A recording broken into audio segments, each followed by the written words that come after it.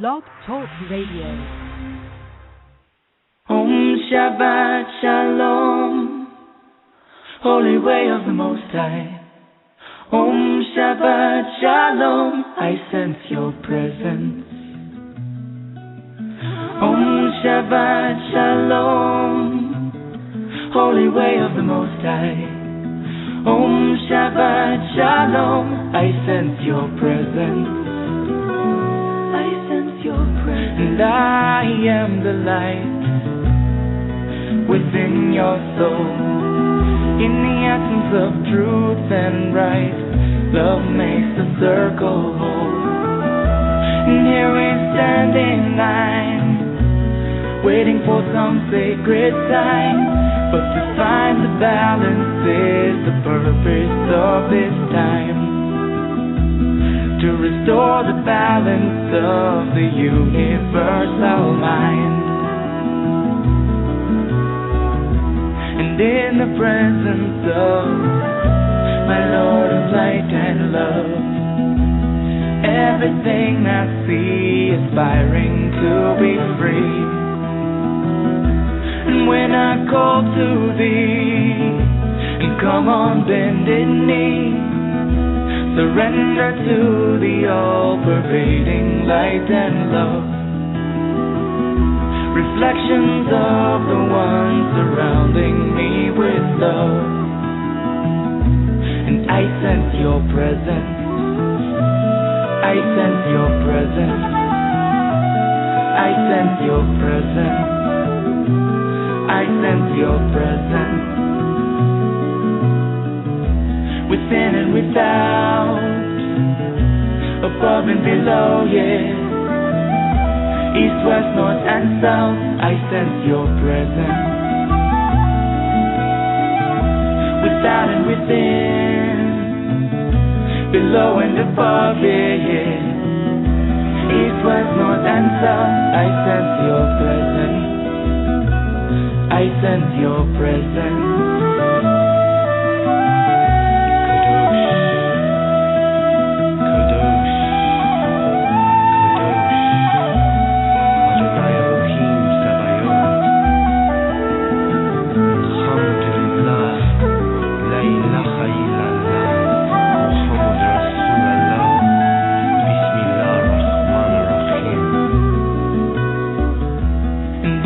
Presence of my Lord of light and love, everything I find in tune with the divine. And here we stand in line, waiting for some sacred sign. But to find the balance is the purpose of this time. To restore the balance of the universal mind. And I am the light within your soul. In the essence of truth and right, love makes the circle whole. And when I call to thee, and come on bended knee, surrender to the all-pervading light and love. Reflections of the one surrounding me with love. For to find the balance is the purpose of this time. To restore the balance of the universal mind. I sense your presence. I sense your presence. I sense your presence. I sense your presence. Om Shabbat Shalom, Holy Way of the Most High. Om Shabbat Shalom, I sense your presence. Om Shabbat Shalom, Holy Way of the Most High. Om Shabbat Shalom, I sense your presence. Om Shabbat Shalom, Holy Way of the Most High. Om Shabbat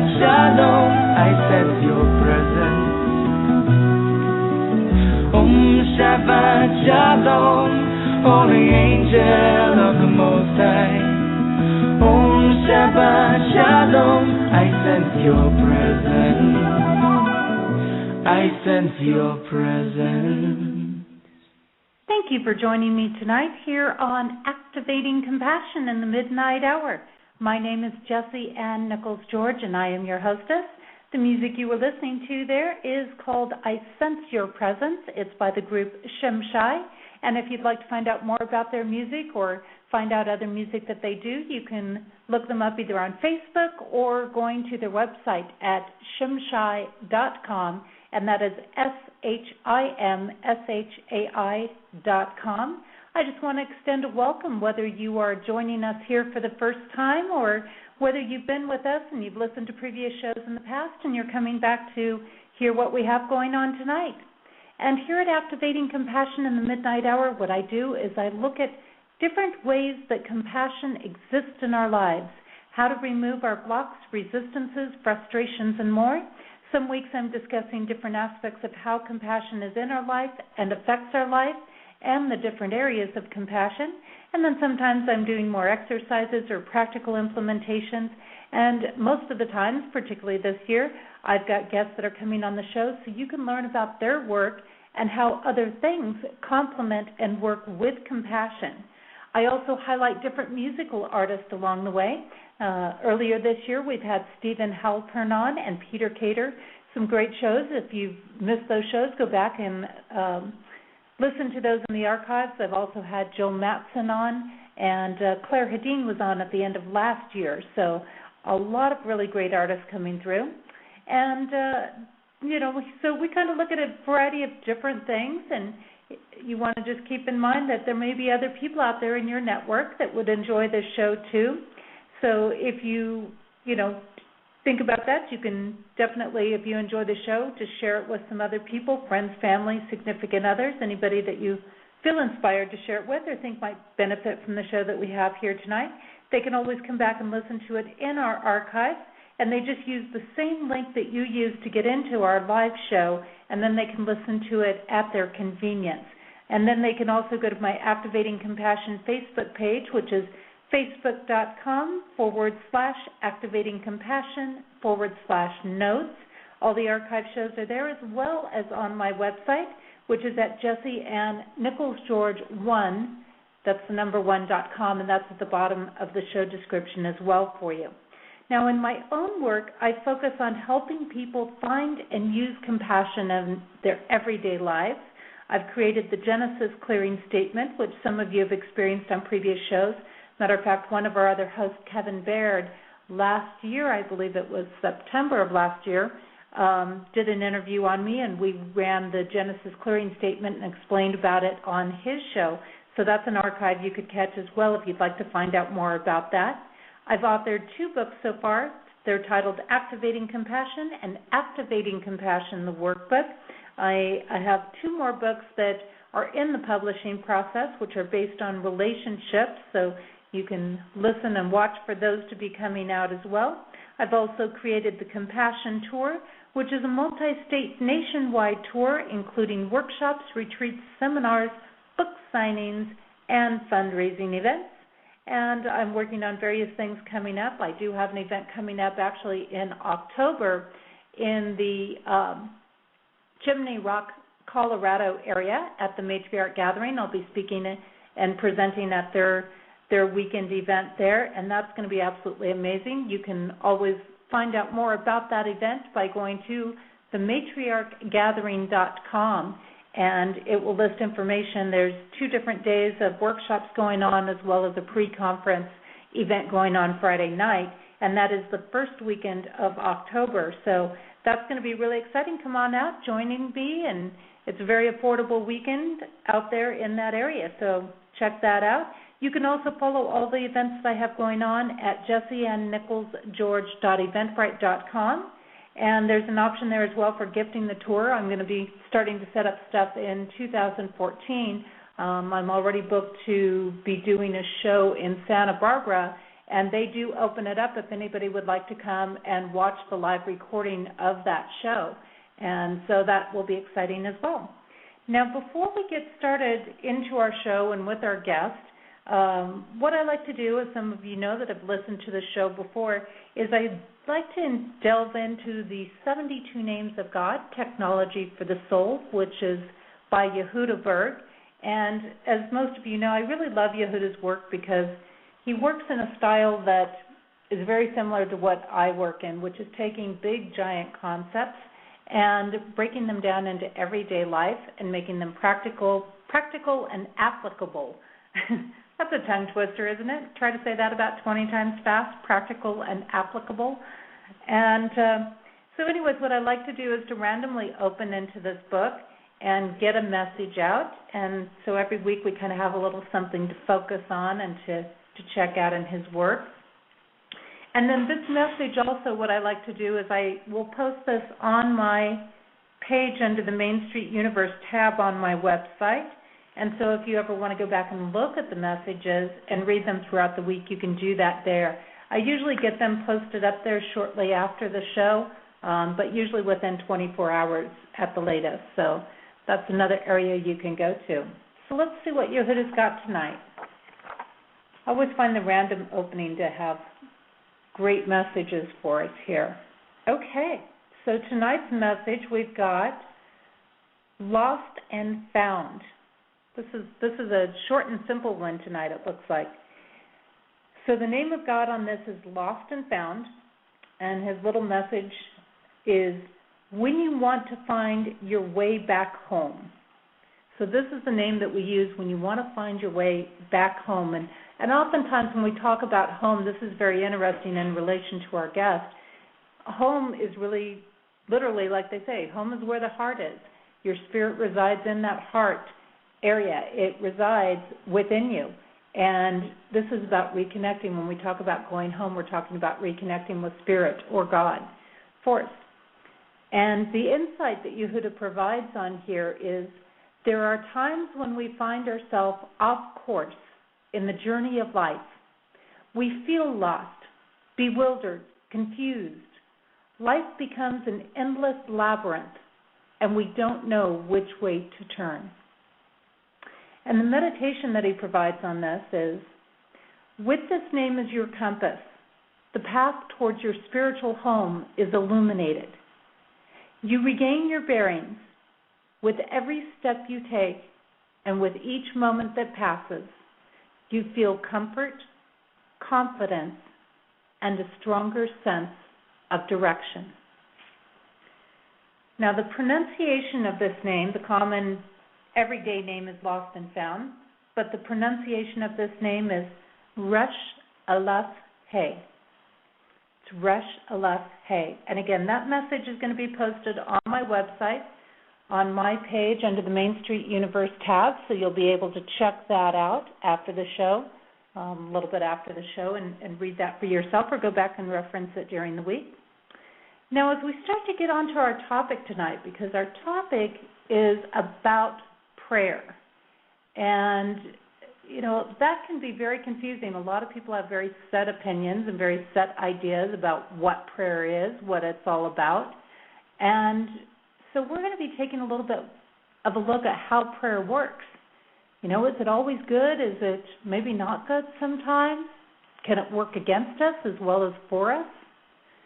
Well, when we think about this, it's really easy for us to think of prayer and automatically assume that it's all good and wonderful and will solve all of life's issues. However, there seems to be so much more to it than simply getting down on bended knees, bowing our heads, and placing our hands together in front of us. Fortunately, most people have not experienced the dark side of prayer. I may be getting into some touchy areas here, but there are actually, or can actually be, a dark side to prayer. And this is something a lot of people don't like to think about. This is something that a lot of people think, what? What are you talking about there? Now, when we look at that, there are different things to consider. And this can include people that pray for war and destruction, to harm others. Sometimes prayers seem to be unanswered. However, this is usually not negative, but simply the way of divine presence asking us to be patient while it is working on something better for us. And, of course, some people will say, oh, Jesse, but if people are praying to hurt people, that's not prayer. Well, one thing we want to keep in mind is that, again, there's no right or wrong. It's not necessarily always good or bad, but the action is the action. And the action is the same. Prayer is the same, whether we have good intentions or bad intentions behind it. In that sense, the action is the same. So we're going to be delving definitely more into this, and I can tell there might be some questions tonight or something. Now, in reality, prayers can work for us or against us, and most people don't realize that there has actually been research done about prayers. Bill Sweet is one of the people that has done extensive looking into this area through the research done by Spindrift Incorporated. As a result of his journey, he has come to learn how prayer works and now focuses on how prayer and religion relate to consciousness and science. Now, I don't know about you, but in many belief systems, most people are not actually taught about how to pray or given real understanding about prayer and how it works. I mean, for most of us, it's just one of those things that you do, right? You get down, you fold your hands, you bend your head down, you pray, right? When told to pray, I don't remember really anybody just sitting down and providing instructions with us. It's one of those things you just kind of were supposed to know how to do, or even telling me that I could be praying in a way that could work against me, for that matter. So over the years, I've come to realize and to see that prayer is truly an art form, like many other things. If God can answer prayers faster than the speed of light, then perhaps some, although not all, unanswered prayers are that way because of how we prayed. This is an interesting concept for me to ponder, and I can see some of this in relation to things such as praying from gratitude and abundance versus praying from control, want, and deprivation. Now, is it possible that there is not a giant gap between religion and science, as we've been led to believe? Do we need to be understanding better how prayer works and teaching that accordingly? Do you believe that how you pray makes a difference in what you receive? What are your experiences working with prayer? Something to think about. This week, our guest focuses on a component of compassion that is related to the aspect in my books of waking up. This reminds us that we are building compassion into our lives, that as we're doing that and as we're putting compassion into our lives, that a large part of that path is achieved through building our awareness. And the greater awareness that we have, the easier it is to live a compassionate lifestyle, as well as helping us to create a smoother path to walk. I'm going to take a short break. When we return, I will have Bill Sweet with us. He's going to be sharing with us how prayer works for and against us. And the song I've got for you during our break is called A Walk in Epping Forest. It's by Claire Hedin. Again, if you missed that show with Claire Hedin, it was the last show of 2012. You can catch it in the archive, and you can also find out more about her work at www.clairehedin.com. That's CLAREHEDIN.com. And I'm going to pull this up here, and we'll be back in just a few minutes.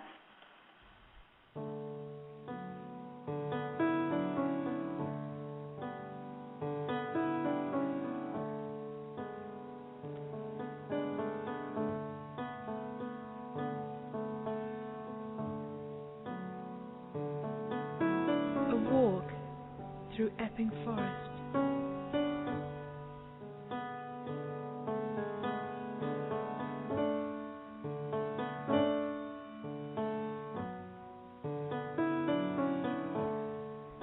So there I go, walking through the forest of my youth.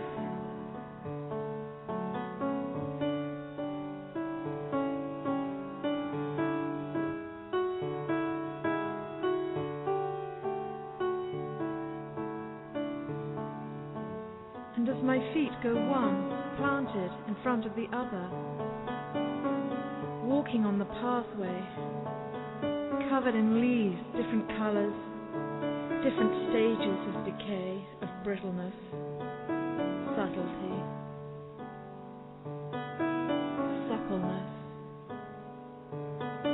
fern and bracken interwoven, different vegetation talking to each other, nestling amongst each other, intertwining amongst each other. And as I look up to the forest of the trees above, the tall, tall trunks reaching to the sky, to the sun, to the rain, everything has its place.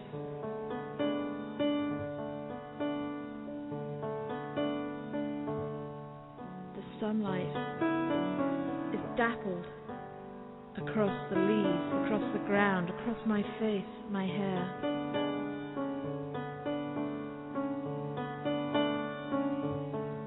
And as I walk, I feel the forest wrapping itself around me and at the same time opening itself up for me.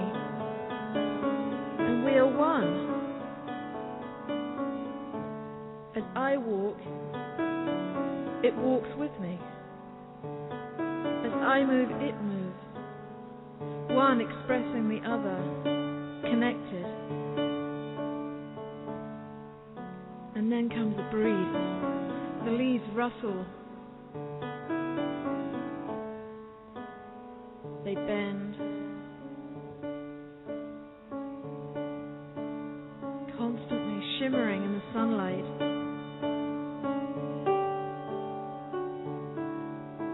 The creatures, the little animals, the little insects, everything so populated, so busy, so silent, so loud. Movement, movement, movement. So graceful, this movement is so graceful. This earth is so beautiful. It's so alive.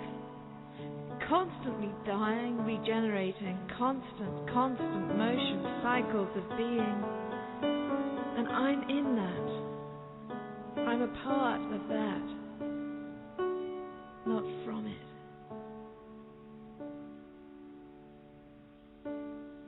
So beautiful.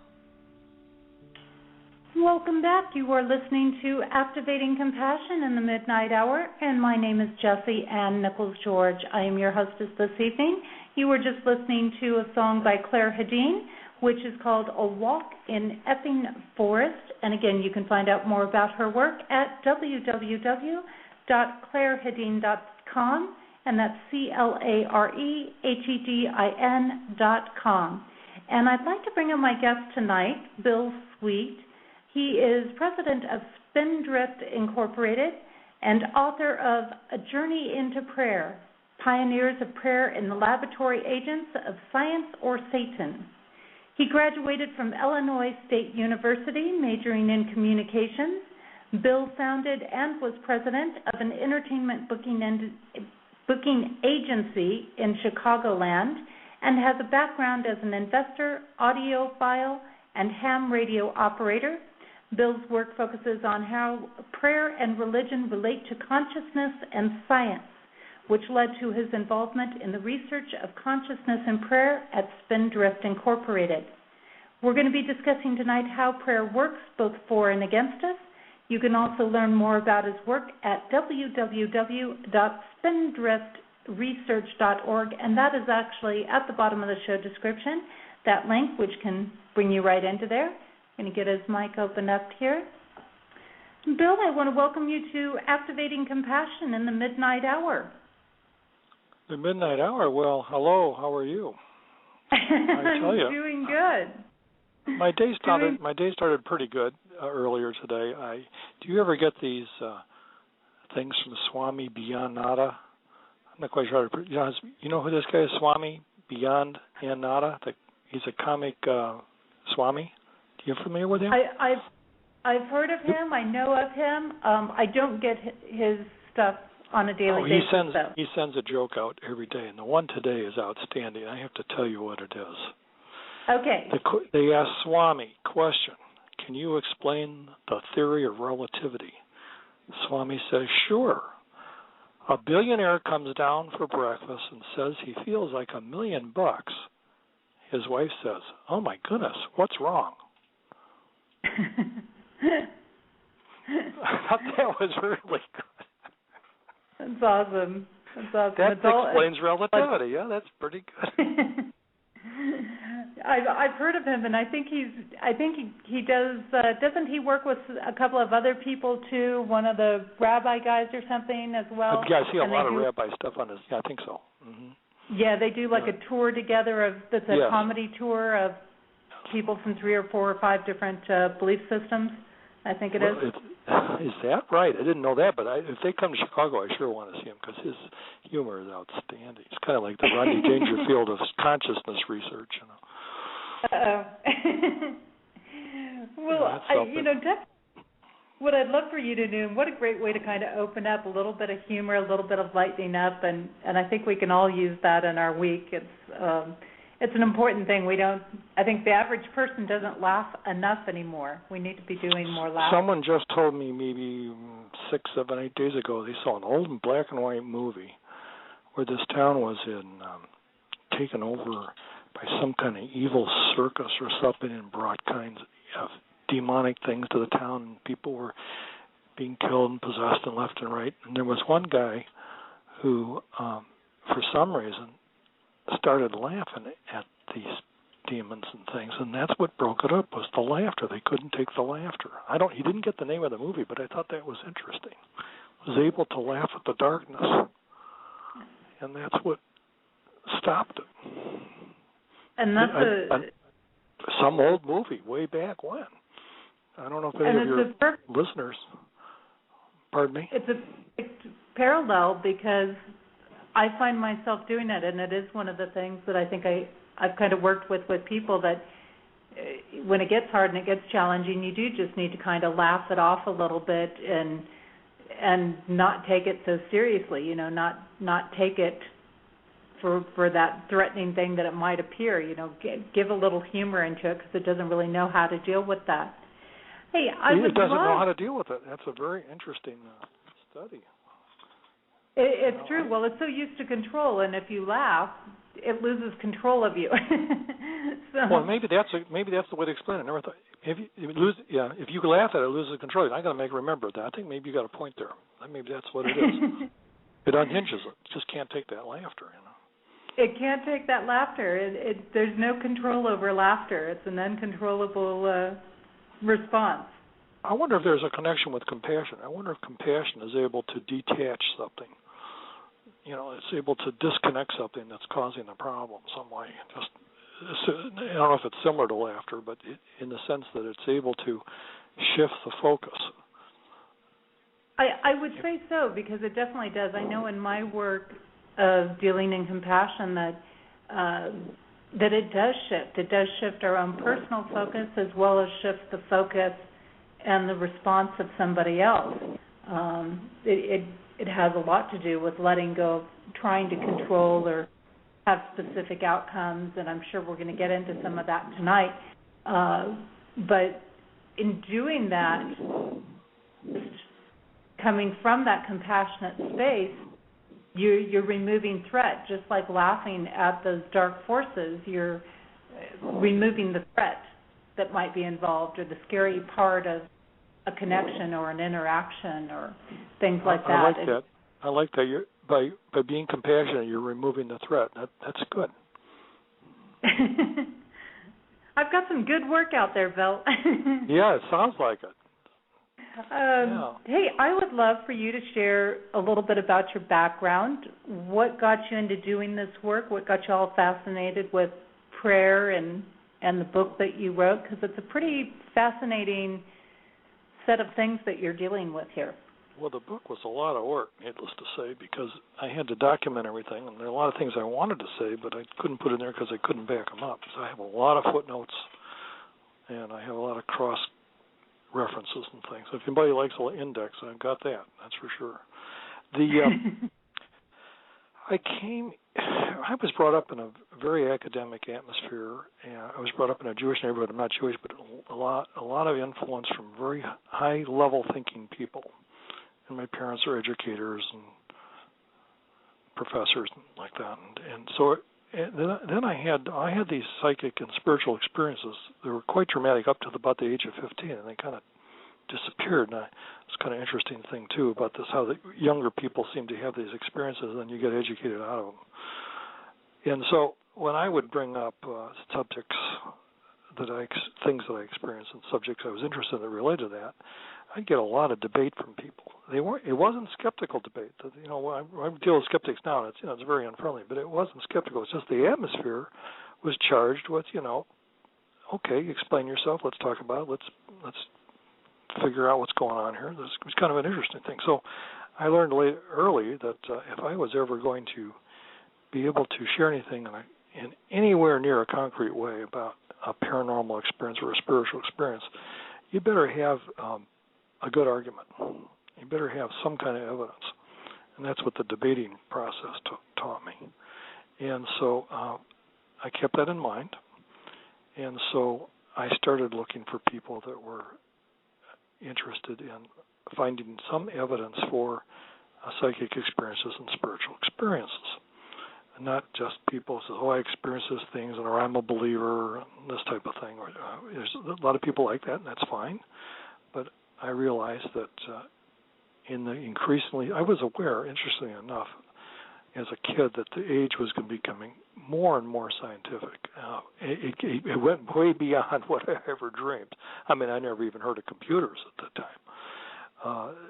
The thing is that it turned out to be true. And with that, has been, if you notice, except, you hang around peers and people who are in agreement with you, it's fine. But generally, in a general way, there's been a diminishment of spirituality and religiosity in society as technology has progressed.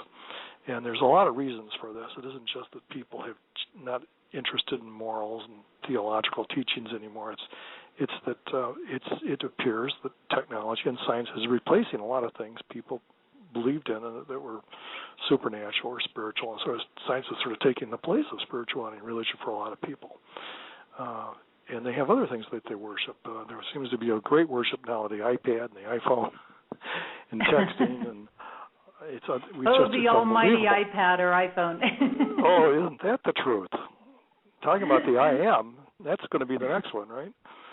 So the thing is that I was interested in finding, common ground between religion and science. And I went to different groups, and then through a social situation when I was it was in 1977.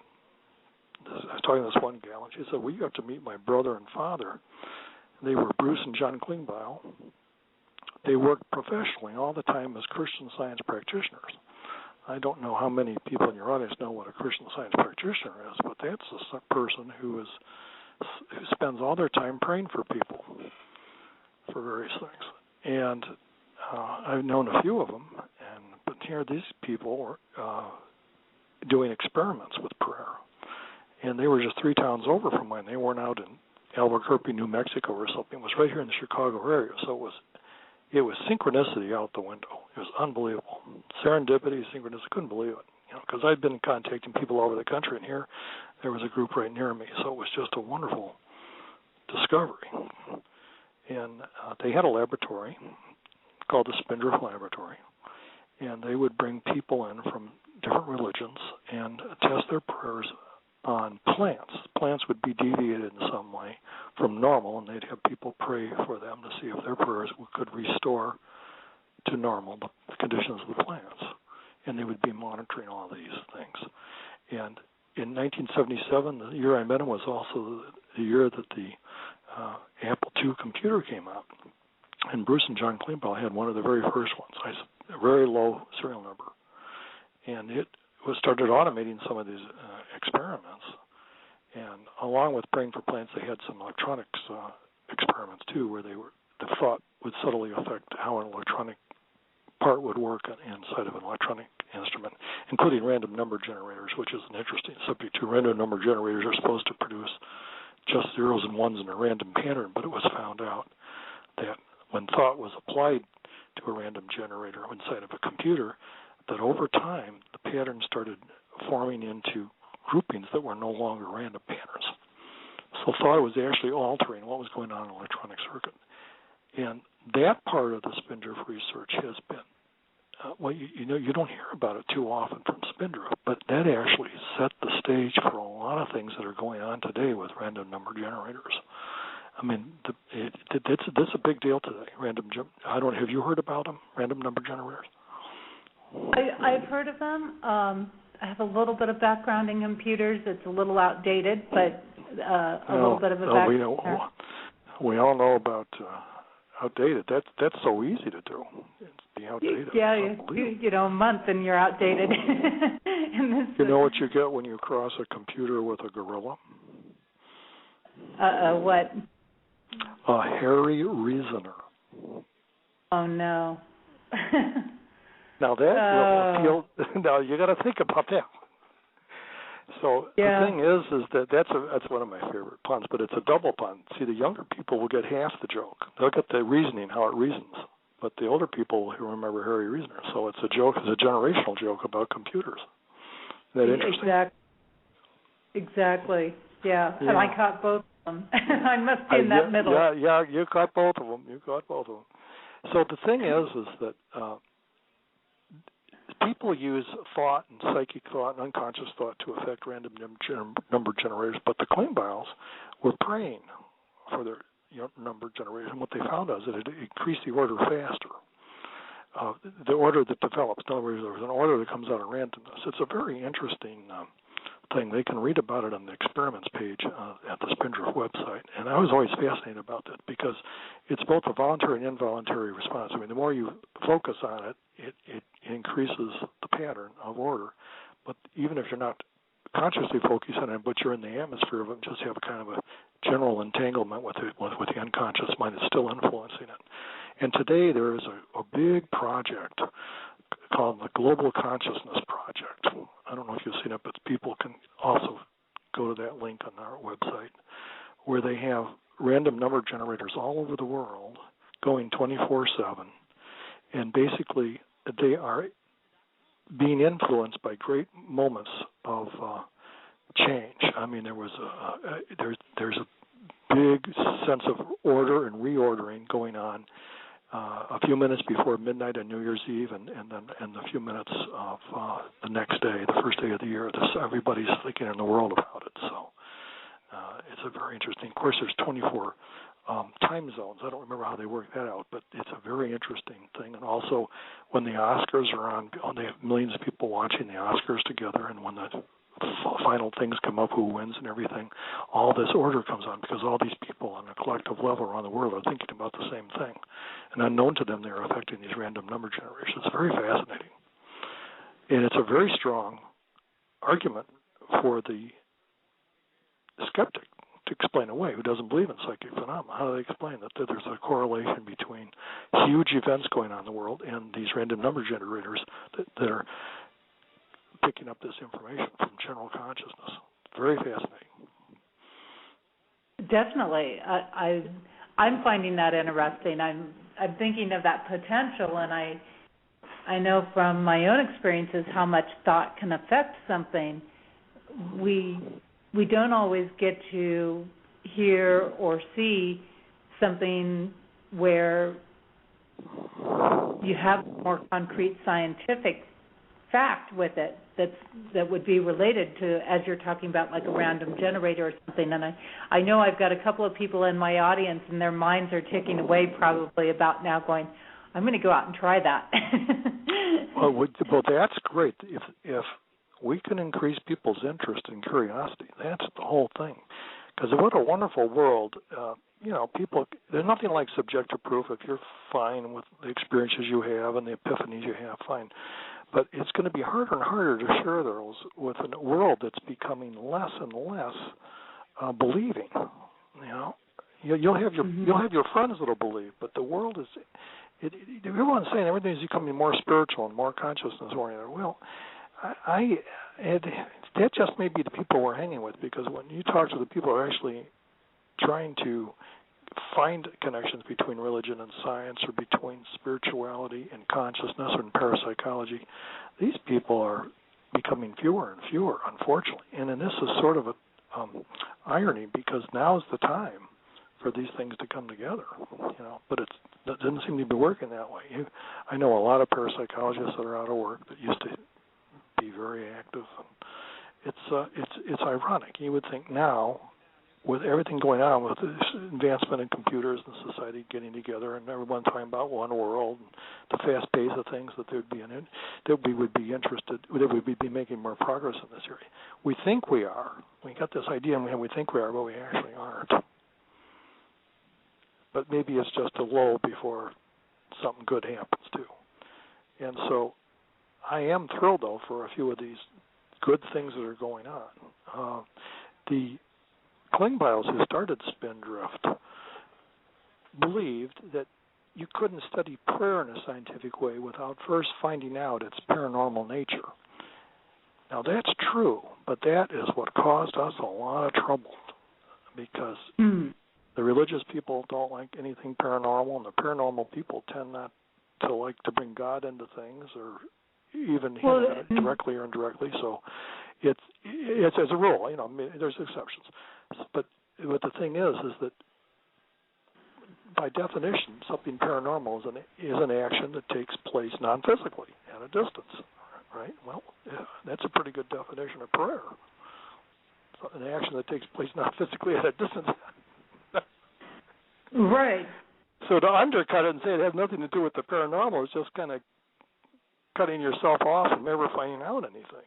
It's a funny thing. Well, and I find it interesting because you get these two sides of the fence, the paranormal versus the religion, going on, and so many times it's ironically the paranormal tends to be those that are trying to separate, saying I'm different and I'm going to be different than the standard, and yet they're doing the same thing. And then you look at the religion side, and it's kind of like, well, I don't want you to look at that side over there, because then you might not stay here with me. And, that kind of goes back to my control point earlier. Yes, and that does happen. I can tell you. It's funny you bring that up. I'll just give you a couple examples. We've had people that were very excited about participating in the prayer experiments and got good results, or nominal results, or very good results, whatever. But then they would go tell somebody at their church, or go tell their pastor, and they would get the riot act read to them. So then they come back and said, "Oh, they're not going to do it anymore." It was just really amazing. Here they actually saw it work, but they got talked about it because they were told they were doing something wrong. Just incredible. It really is sad, I think, in a lot of ways, because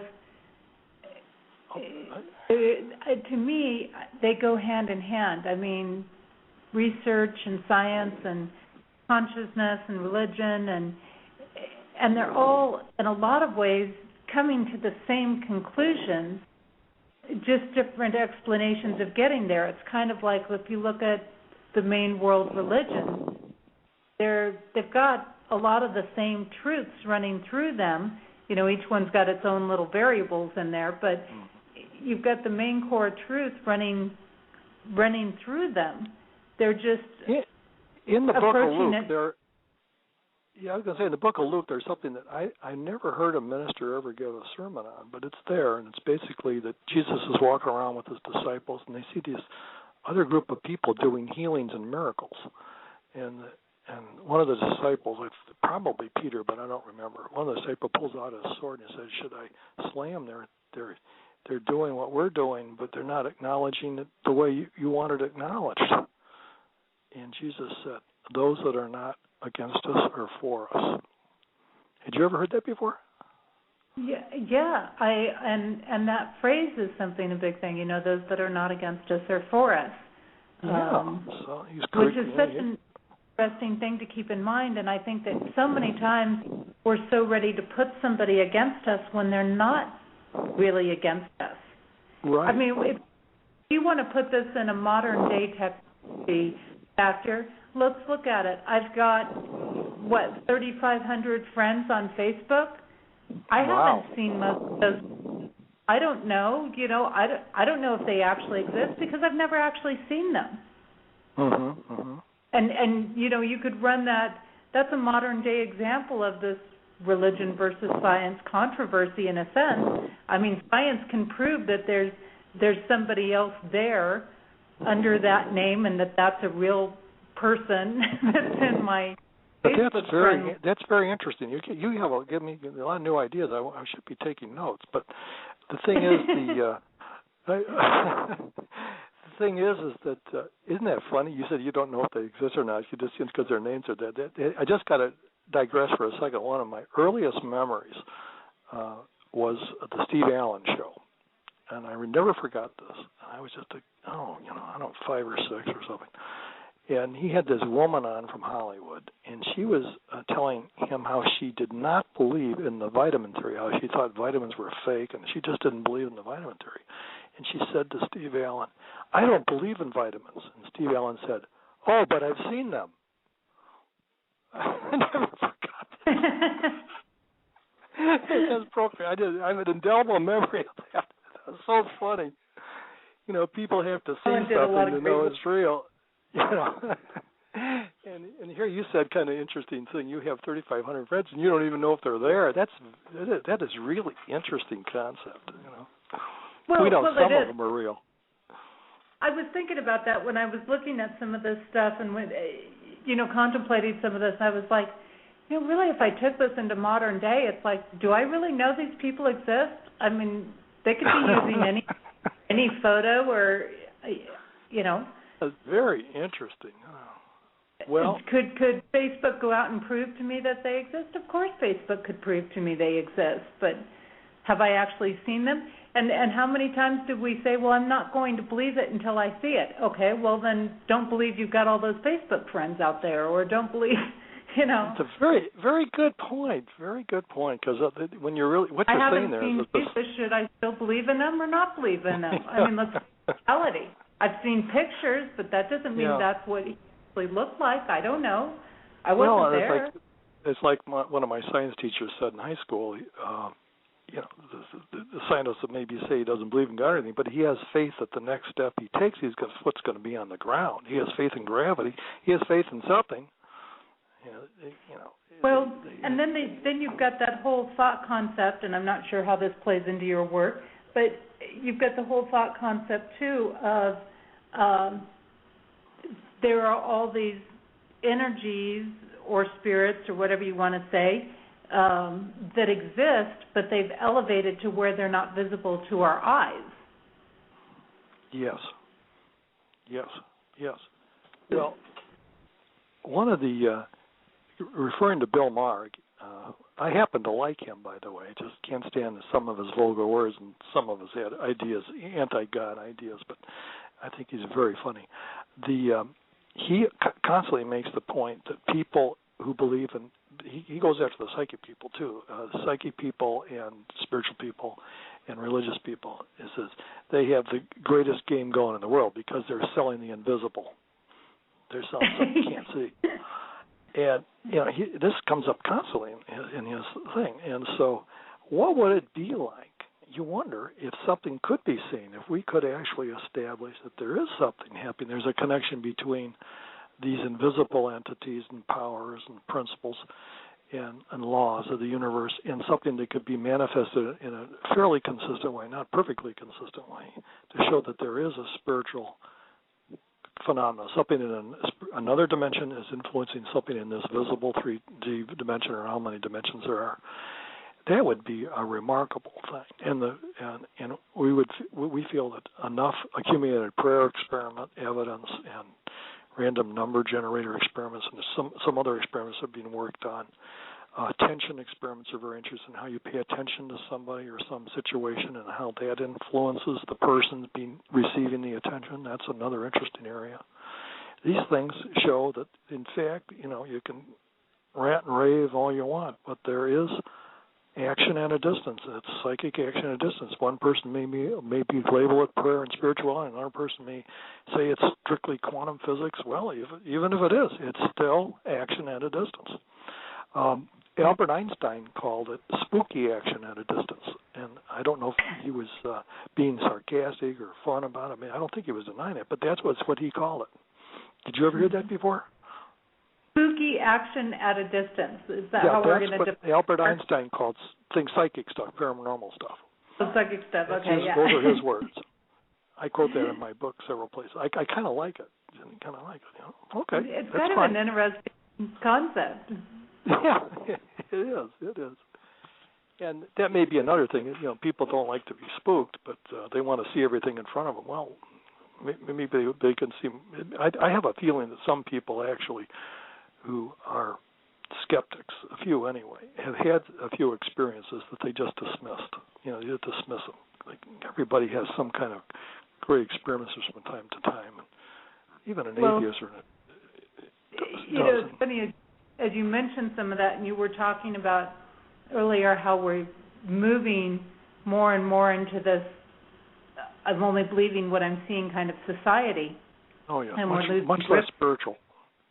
Much less spiritual, much less faithful, and yet the ironic thing that I find in some of that is that you get all of these people that flood to, for example, the psychic hotlines, asking psychics for information, and yet then when the psychic gives them information, they'll say something like, well, I haven't seen that yet. But they're talking to a psychic who's accessing invisible information. Yeah. Yeah.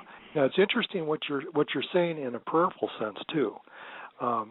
I might be able to tie this into something very interesting that's often missed in Jesus' instruction. One of his instructions on praying, he says, when you pray, have faith that you've received it, that you receive it. So a lot of people have heard that.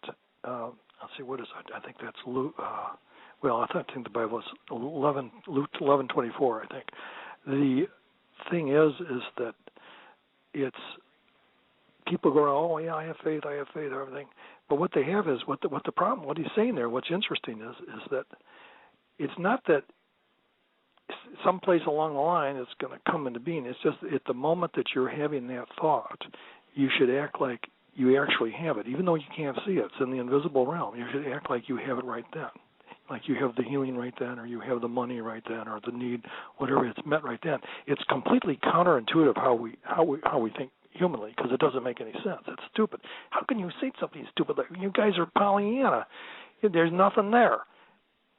But Jesus' instruction was that when you pray, act as if you have already received it. Had you ever heard that before? That's what it actually means. I have, and I've actually been working with people on this very concept, particularly recently, to help them understand some of this. And what it comes down to is this aspect that Spirit, God, whatever term you want to use, is within each and every one of us. Mm-hmm. And we are within Spirit. Therefore, there is this interrelationship, there is this connection. We are already connected with that which is everything.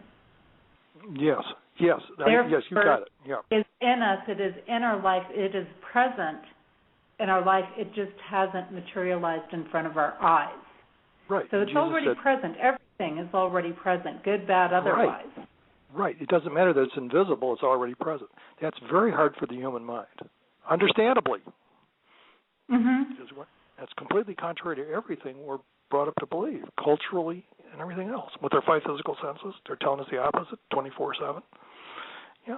So, I mean, the Bible says faith is the substance of things unseen. So, it's unseen. But as you declare it, you are connecting with it, and sometime down the road, you'll start seeing evidence of it. But you have to act like you've got it now, even when you don't. It's very different, and very different than how we think. But that's a key thing. It's very interesting. So it's interesting, these people who call the psychic hotline says, well, I haven't seen that yet. The psychic is access.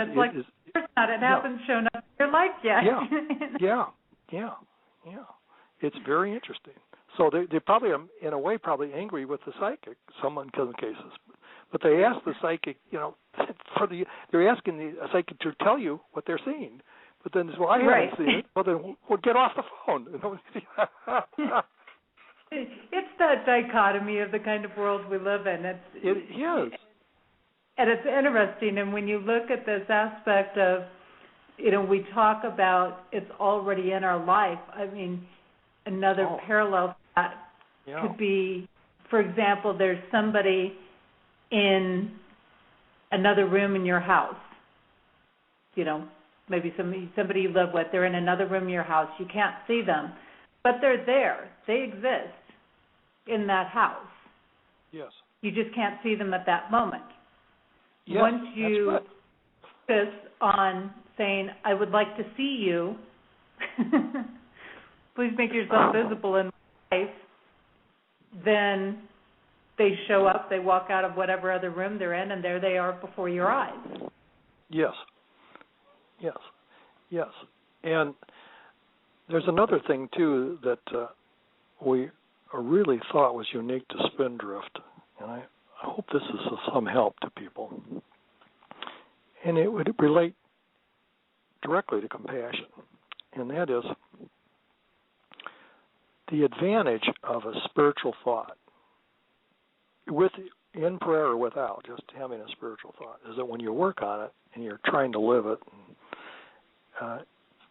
it breaks up into many parts: compassion, love, support, order, empathy. Empathy is a big thing. Empathy is so important, and that's something that's kind of lacking in society, it seems, right now.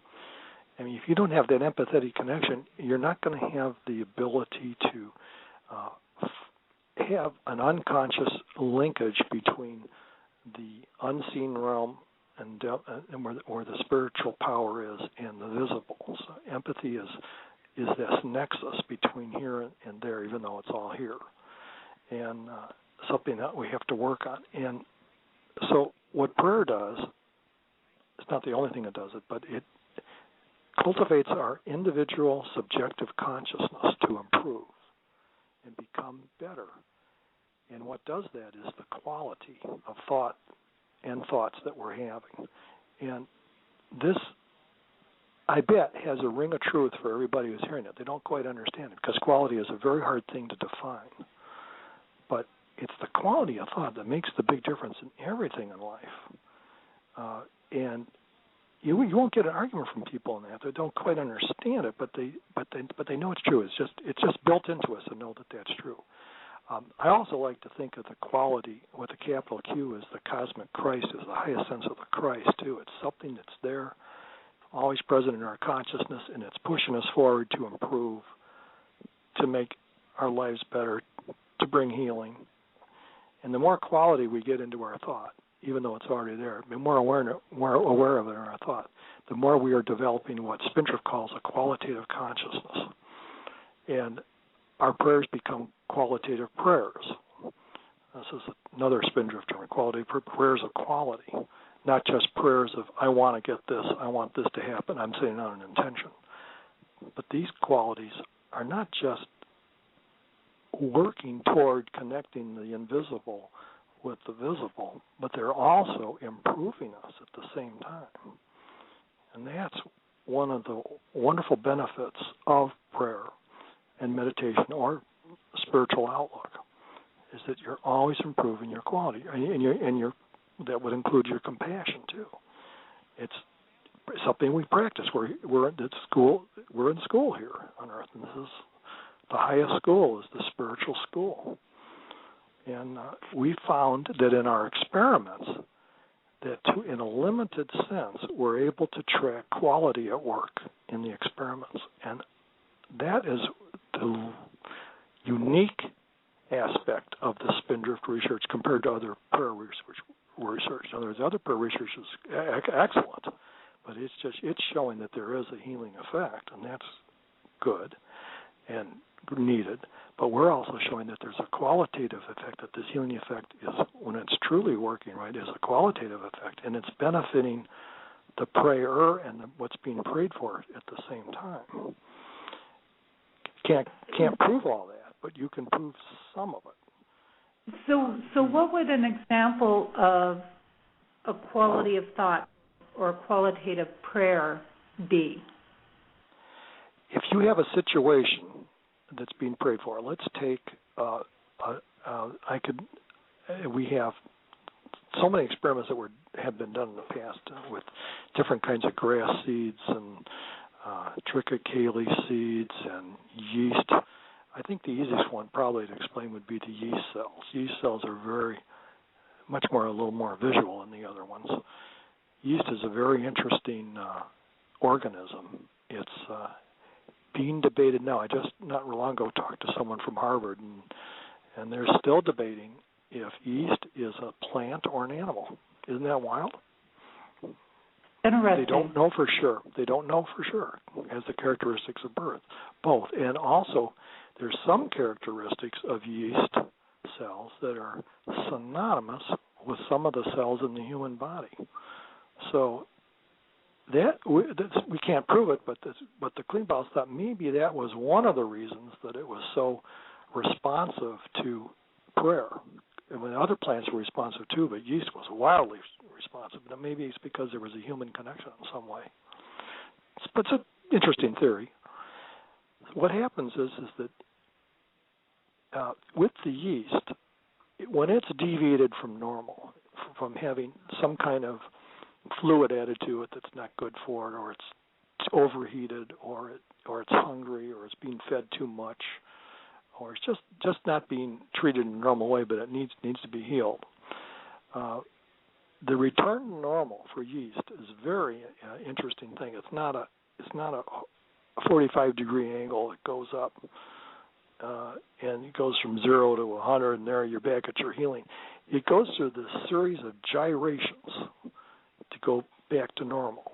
It's kind of like looking at a stock market thing. But this is a normal gyration that it goes through. And yeast, there's people who study yeast called yeast chemists that are aware of this pattern that yeast goes through when it's under stress and coming back to a normal state. It's a pattern. It goes up and down and sideways and all that.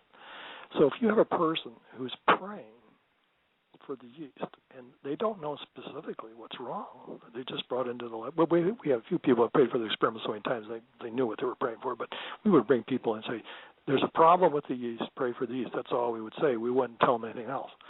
So some people had a strong intention to help the yeast, and they had a very strong thought. So they actually pushed the pattern in that way I described it earlier, where it would just kind of go up on a straight line and build and build and build. They were having a psychic effect on the yeast, but in fact they were causing all kinds of bad side effects for how the yeast felt, because it was going up on this forced field effect on the yeast that was caused by the intention of the person praying. They weren't intentionally hurting it. They just thought that's what it needed. So they didn't know what the yeast needed. But you brought somebody in who had a empathetic thought of quality. They didn't know it was quality. This is what we would say. The quality thought was in tune with the divine intelligence in the situation and knew what the yeast needed. The person who did the praying didn't know what the yeast needed, but what they were praying was the quality. The quality itself knew. And it would push the yeast to follow this gyrating pattern up to its normal state. So you were able to compare two kinds of people to two kinds of prayers. People who did kind of a force-fed prayer of just get better, that's what I want you to do, and those that were saying, I'm going to leave this for the qualitative thought to take over and move the system and the cells back to their normal state according to the proper way it's done.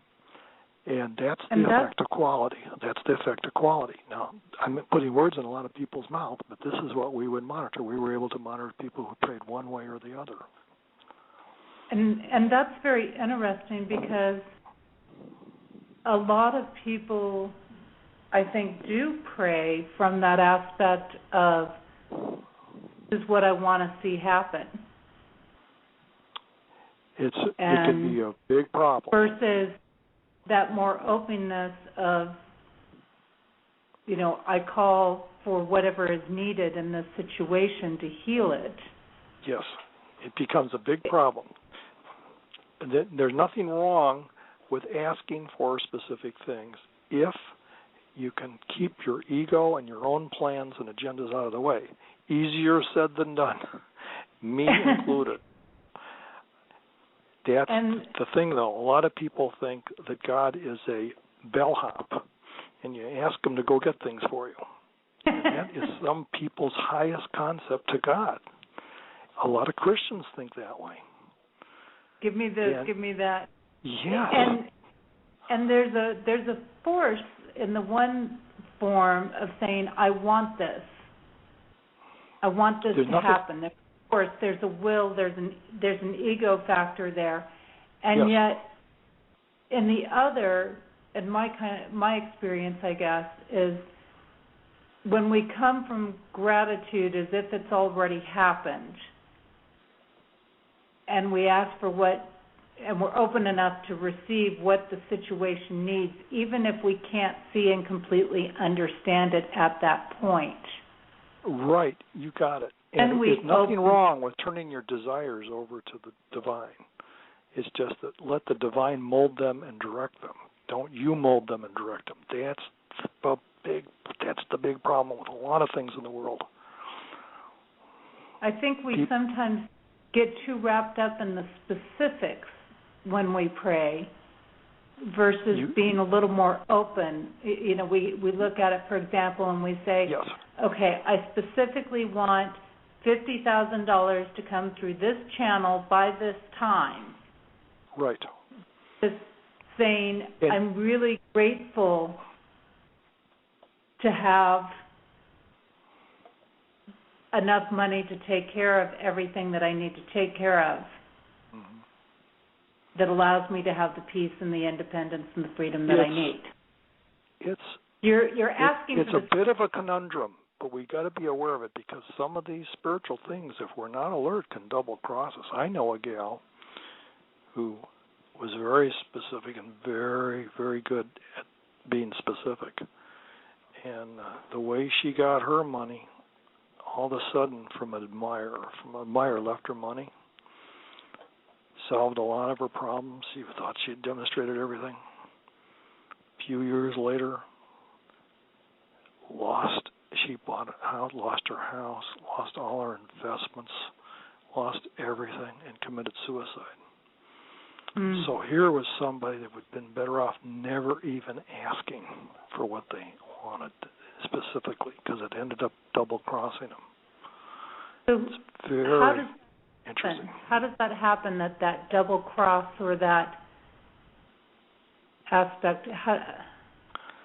I think it's not easy to be an American, a cultural person, a Western person, a human being, because we're trying to tune into another dimension. So the other dimension is there, and it's perfect and everything. The trouble is that the way we tune in to it, we are thinking we're always getting a great answer. And some people who get that $50,000, like let's say someone wins the lottery or something, it could lead to all other kinds of problems that they don't know about until later. I've seen lottery winners say they were very unhappy. It doesn't seem possible to me, but from what I understand about prayer, I could kind of understand it. Sometimes people get what they want, but what they want isn't what they need. And that's the problem. There's a big difference. And people pray for what they want. Well, and you talk about that with the lottery. There are a lot of people that, you know, they haven't really resolved the issues that got them into the point of needing that. That's correct. And so when they get money, it's gone. They've proven that, I think, that most people who win the lottery are poor again within 3 to 5 years. Yes. What people need to do is get an answer to their prayers that actually meets their need. It may not satisfy them right now,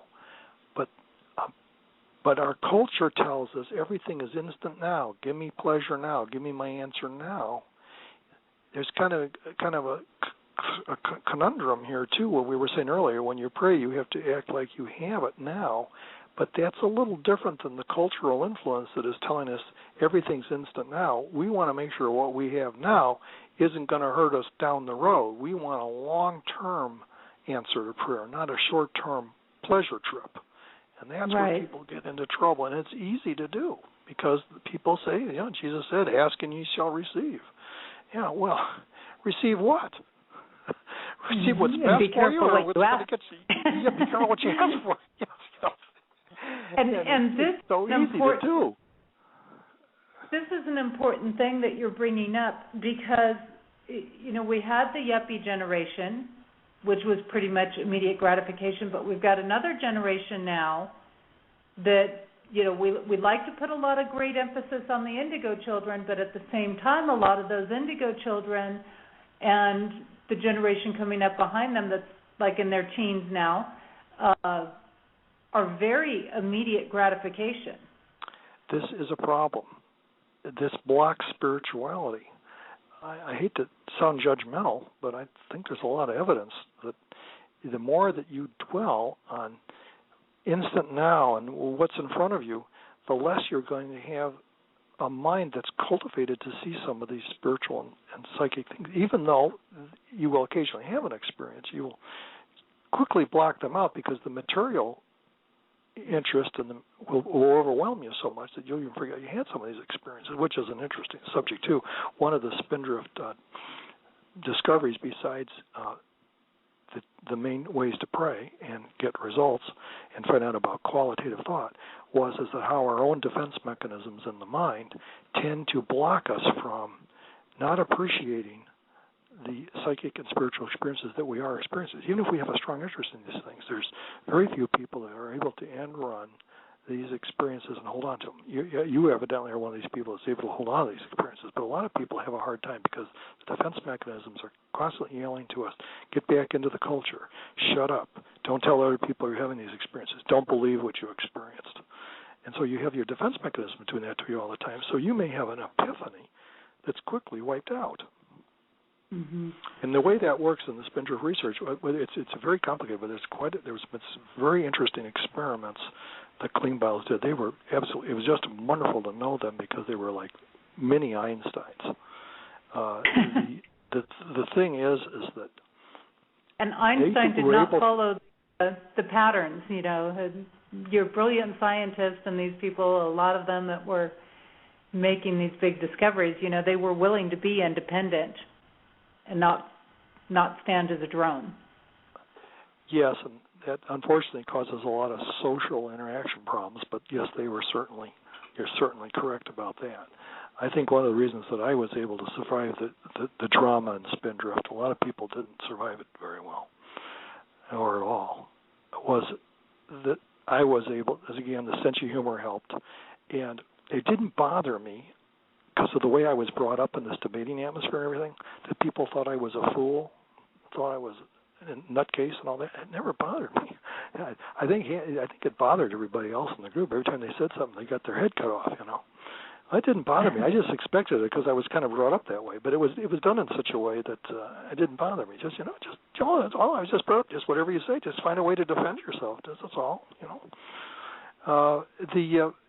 It's really something. I would hope that as time progresses, a lot of people get credit who are on the fringe of science, and Einstein was fortunate that he could have some weird ideas when he was older because he had established himself as a real thinker as a younger person. Had he not done that, of course, we would never be listening to him today. And I hope some of these other fringe people, so-called, would get the same credit because about the defense mechanisms, I have a real good idea for everybody listening. When you have a spiritual experience or a psychic experience, immediately write them down because you're getting it right before the defense mechanisms are going to rush in and cover it up. So if you have any kind of real good experience, don't say, I'll write it down tomorrow or next week, then you won't. You'll forget all about it. Write it down right then. It'll be the freshest and most accurate it'll ever be at that moment. That's a lot to ask of people because they're in the middle of the experience, but it's better to do that so that you can explain it as it really was, because the defense mechanisms will immediately cover it up. And the way just giving you one example, the Klingbeils did some experiments that other parapsychologists had done for decades, but they analyzed it differently. They did a different kind of mathematical analysis of the same experiments. In parapsychology and in some experimental psychology, you probably have heard of people who would toss dice and guess cards and things like that, and shuffle cards and see if their thought affected the way they shuffled them and everything. Well, with what the Klingbeils were able to do in some of the mathematics, and this is going to take more work because their work was very preliminary, but they applied a new kind of mathematics to it. I forget what it was, but basically what they found out is that there was a lot more psychic activity going on, and how people's minds were influencing how dice fell and how cards were guessed at, and how cards were, even when you shuffled the cards, there was a subtle effect of how you shuffled them in a slightly different order than if they were as a random order. It's not really random. But the defense mechanism would come in and form someplace in the deck a place that was extended randomness to balance out the other part of it was in order, so it looked like overall it was random. And they were able to analyze this in the mathematics. So what I'm trying to say is that the defense mechanisms work on us physically so that we do not see some of the interactions we're having with the mind and with paranormal phenomena, so that a lot of things we're experiencing are happening right in front of us, but they're averaged out so in our experiences that we don't notice them for what they are. Isn't that wild? And I think that's really true. I mean, I could say that in times that I've done, for example, divination work, and sometimes the channel is very, very open, and then other times I really do feel like it's influenced by where my thoughts are, or what I might already be feeling, or the judgments I might already have about the situation when I'm asking for the insight. And so I definitely can see where that mind thought, that mind pattern, that psychic energy can influence things.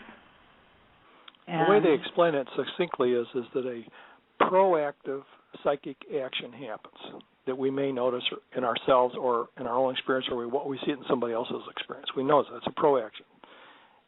Then there's a little gap, and a counter anti-psychic action happens from the defense mechanism. So you have this antagonistic defense mechanism that comes and covers it up. But if we're able to notice it and write things down, then that's a great thing. That's a real great thing. So everybody, this thing that's come up in seminars a lot. I've been in seminars myself where they tell you, journal. You know, they sit down, journal. That's a good thing. That's a good thing. Write down what happened. I think almost every mother out there could probably vouch for things. They have that psychic energy with their children. I think that's common. They know that something's wrong. I remember one day in high school, and I was sitting in a vehicle, and this is not at a time when you had cell phones to call people or things like that. And I had actually gotten surrounded by lightning. The car was grounded out. You know, it was like all of a sudden there was nothing but white around me. And oh my gosh, my mom had this really strange feeling, and I can't remember if she called there was something like she called the school or something like that. I don't remember the exact details on it. And she's like, "Are you okay?" Because she worked like in this building where she could see everything right over where I went to high school. And it was literally just a block or two away, and she just had that odd feeling. And she's like, "Are you okay?" And I said, "Well, I think so. I was just surrounded by a bolt of lightning. I seem to be fine. You know, I was sitting in the car at the time, and this and that." So it was kind of, you know, I think a lot of mothers have that natural instinct, and I think any mother who's experienced that aspect of knowing whether their child is okay or not okay without being able to see them, and have that instinct run would thoroughly believe in this.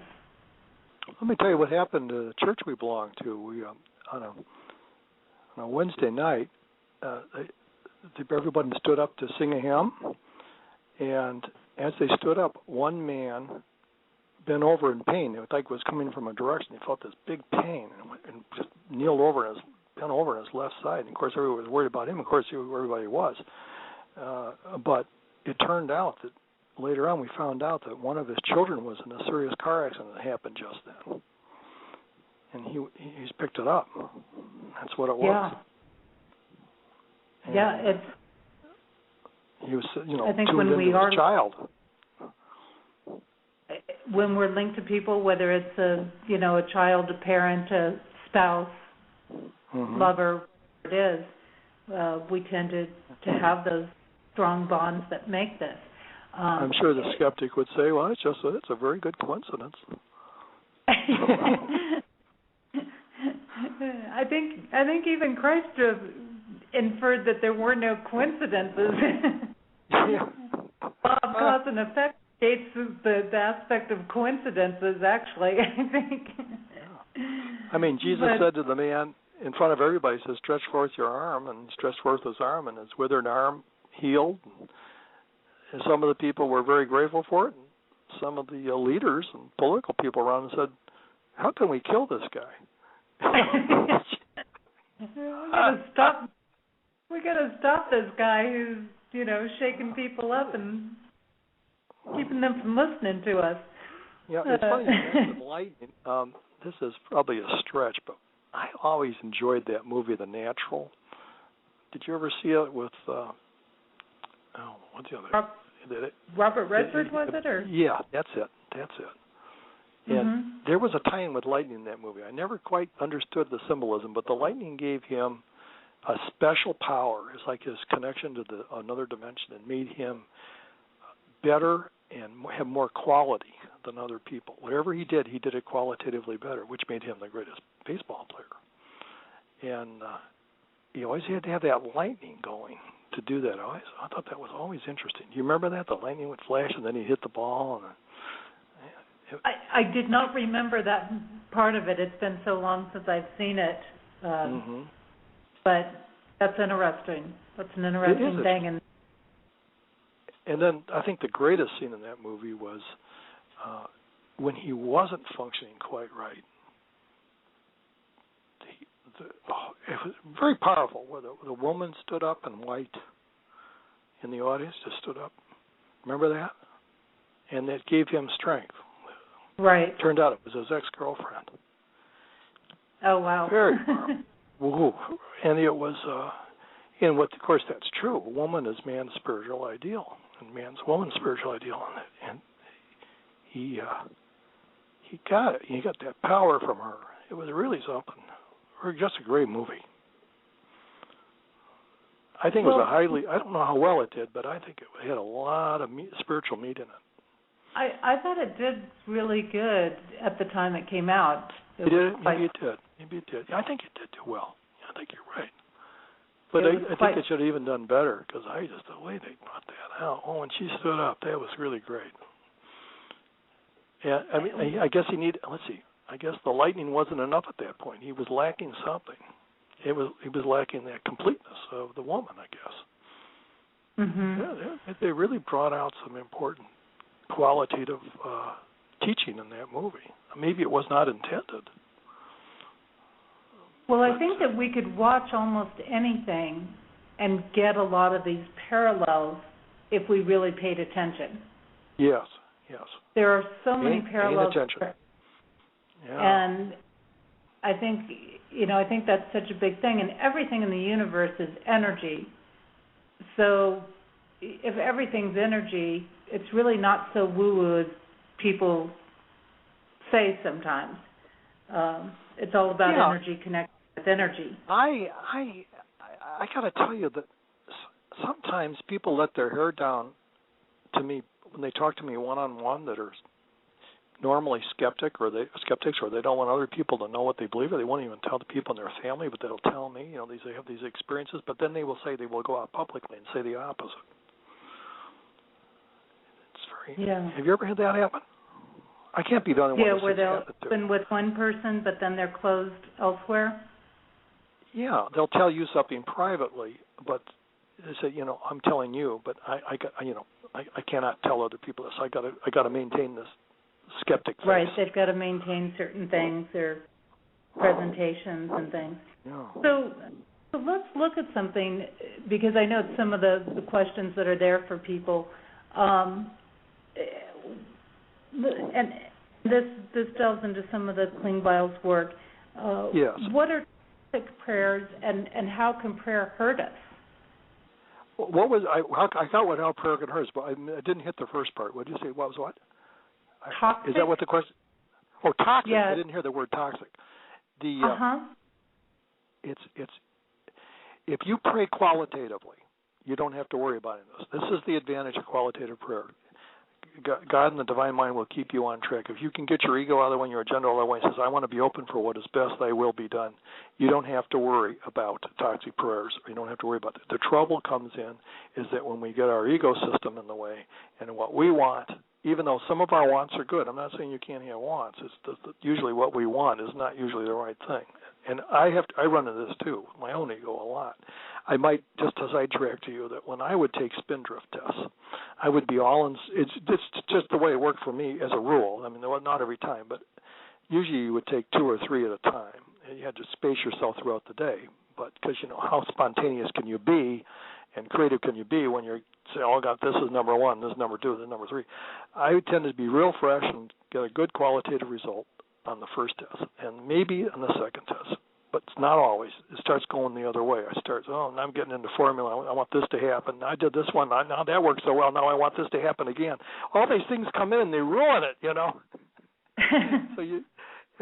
So it's hard to keep your ego out of there. You can do it the first time and then you fall apart, kind of thing.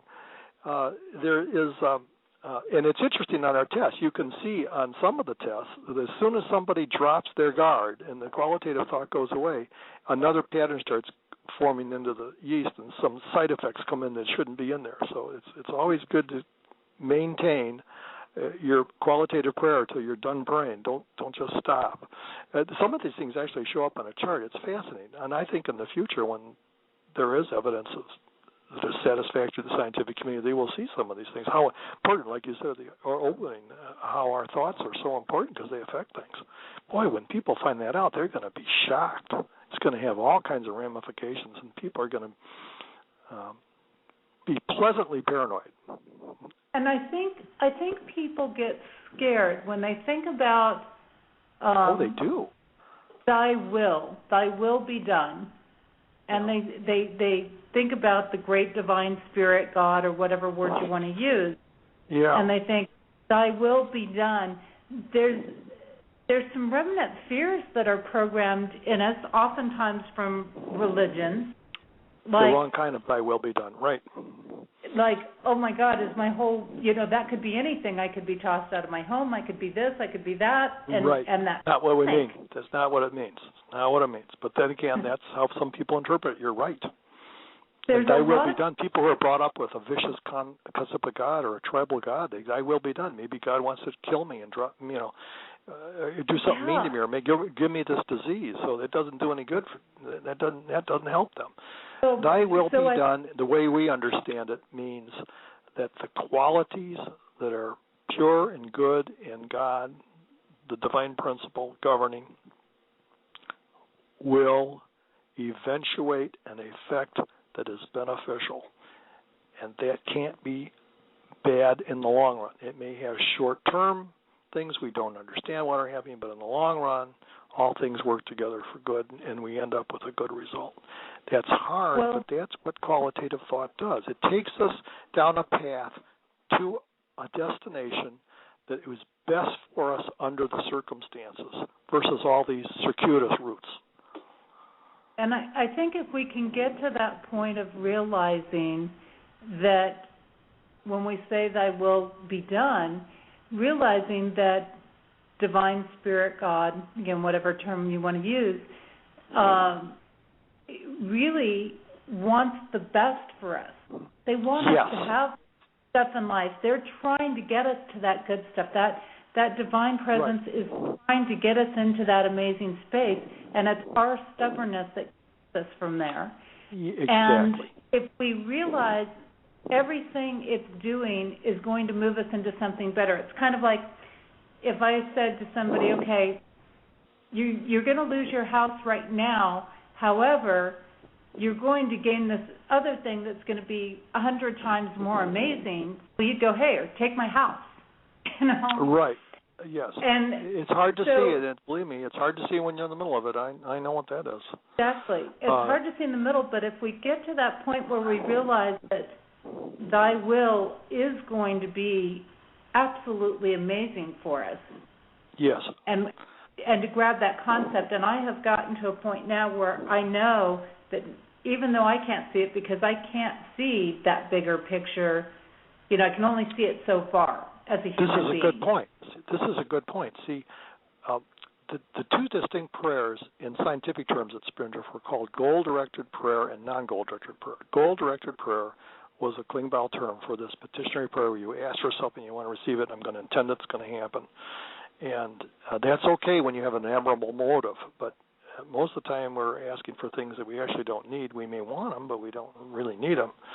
And we all have these human temptations and desires and things, but and it's always good to have the desires and temptations and all those things laid out there so the divine mind is listening. But the divine mind will guide us into the right path and then what's good for us and right for us.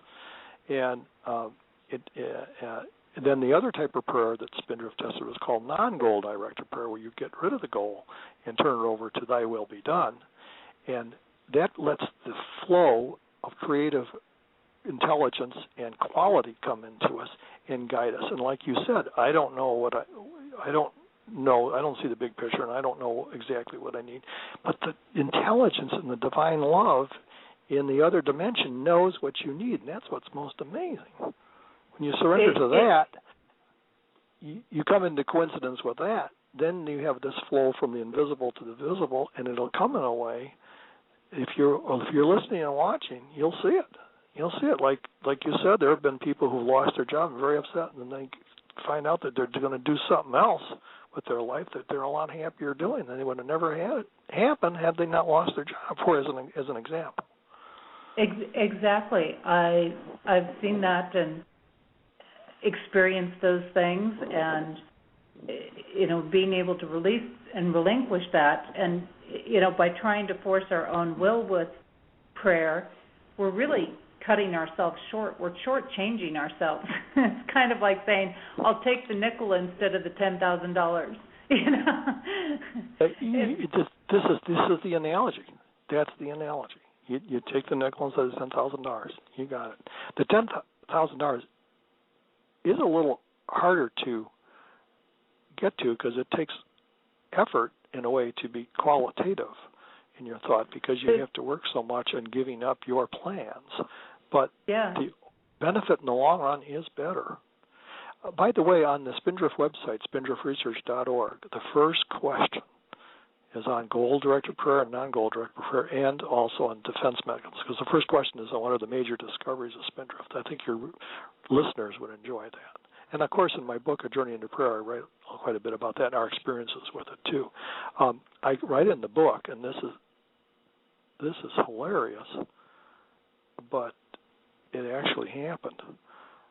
This happened at church again. I heard a guy say this. I know the guy. But he revealed something. I thought, that's so good. I got to put it in my book. He said he stood up in church, and he was saying that he met a guy. They had 2 incurable diseases, and he really, he needed a lot of prayer, and he needed a lot of help, and a lot of support, the situations he was going through. And he said, I'd really want to see this guy recover and get healed. After all, I lent him money. Wow. Wow. Oh, my gosh. That broke the place up. Oh, no, that's the reason you want him better. Exactly. Everybody has this, always something going on underneath, Oh, man, it was real good until then, Then it comes out, My goodness. A lot of things like that. We do things like that. I was thinking about that the other day. We have a lot of foreclosures in our condominium here. It's just unbelievable. And I'm looking around and saying, well, I want to help that person out. I want to help that person out. And then I start thinking, wait a minute, there's the good-looking girl. You'd want to help her out, but you wouldn't want to help the average-looking girl out. You know, what's going on here? You know, all these things start going through your head, you know. What is this? You know, what are you really trying to do, you know? And looking at that motive, too, I mean, are you praying for something because, you know, because of some ulterior motive there? You know, are you praying because you're going to benefit from it? Are you praying That's for the something problem. That's what you're told you're supposed to do? Yeah, that's the problem. The real prayer was the deception, or I'm going to get something out of this or something. You know, it's just, goodness gracious. Yeah. And here you try to be spiritual minded, but you're having all this counter stuff coming in all the time. Yeah, what is your real motive? You know, gee. So we're battling these things in our thought all the time, and it's tough. That's why the world really needs this qualitative thought that's pure and it's open, and it's just, you know, we had the epitome of an example of this is that woman in that school this week who stopped the killing. Oh my gosh, she was riding on a wave of qualitative thought. Did you see that? I haven't read up on it. I've just seen the headlines on it. Oh my gosh. You want an example of empathy and compassion and qualitative thought, you've got to hear the interview with her. They interviewed her oh my gosh, you couldn't have a better example. I caught one piece of it that was where she had mentioned something about, I just didn't even think about what I was doing. All I know is that God told me to do this or whatever, and that's what I did. Right. Period. Exactly. There was no thought at all behind it. She's just in the flow. And what's most amazing is it's on tape. They had you can hear the whole thing over the phone. The whole tape of her conversation was over the phone. You just love this woman. She had it. She was in the spirit. She was in the zone. It was just great. And she kind of knew it, too. And she did this all despite a lot of personal problems she was having. She was able to reach out to him. It's amazing. Simply amazing. You got to really see that. That could be a whole book right there. Somebody could write a whole book just on that. I'm sure somebody could do a story on her, a movie on her or something. But she was able to reach out to him in those circumstances where all the rest of us probably would cower in the corner and want to get out of there. You know, that's really something. I did read a little bit about that, of how she did that, and here again, that it brings it full circle to something you mentioned earlier. It's about how we shift an outcome with empathy and compassion. Yes, thank you. You got it. And that empathy is such a huge difference in things. Yes. True empathy does not have. It's like mother love. It's a mother love type of thing. You know, it doesn't have an agenda. Oh, it is. I mean, I couldn't count the amount of times, for example, when I wanted to get somebody something or do something for somebody, and maybe I didn't have the resources or whatever, and I would just say, okay, I really want to do this, and it was coming so much from my heart, and it would just show up. I would have it. And I think that's a big piece of prayer being successful is we talk about that quality of prayer. We talk about having the empathy in it. I know on the Spindrift website, the Klingbeils also mentioned coming from a space of youth and innocence and creativity in prayer, praying secretly, and having quiet when we're praying. It's very important. Another secret to prayer is to keep your thoughts to yourself. Don't let other people know what you're praying. That may sound strange, but in fact, that's what Jesus says to do. He said, go into your closet, close the door, and shut everybody out and pray to God in secret, and then the effects will come. We have a hard time today having privacy and having thoughts. But the more that we can shut out the noise, the more effective our prayers will be.